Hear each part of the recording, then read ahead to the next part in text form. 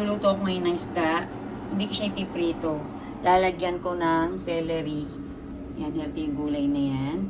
Lagyan ko lang ng sibuyas at saka bawang. Lagyan ko rin ng luya. Lalagyan na natin. Nilagyan ko na ng asin yan. Iniiwasan ko kasi ngayon yung maprito. Para si Mike. Para si Mike, healthy yung mga food niya. Nilagyan ko ng paminta yan, tsaka asin. Yan, kumukulo na, lagyan natin yung sibuyas at tsaka bawang.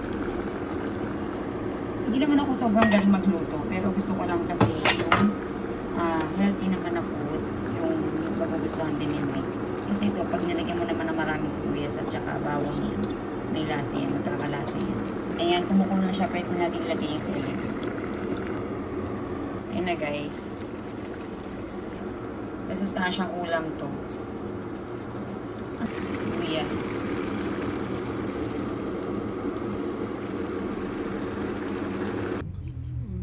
Himayin ka? Sige, himayin ka.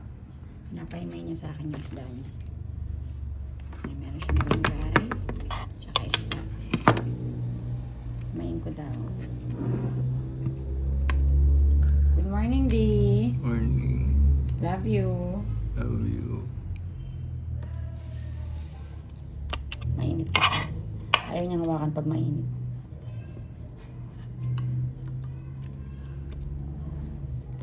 Malunggay. Kain lang din. Celery yan. Diba di?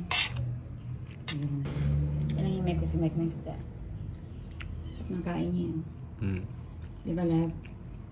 Magandang umaga pa lang. Healthy na yung pagkain.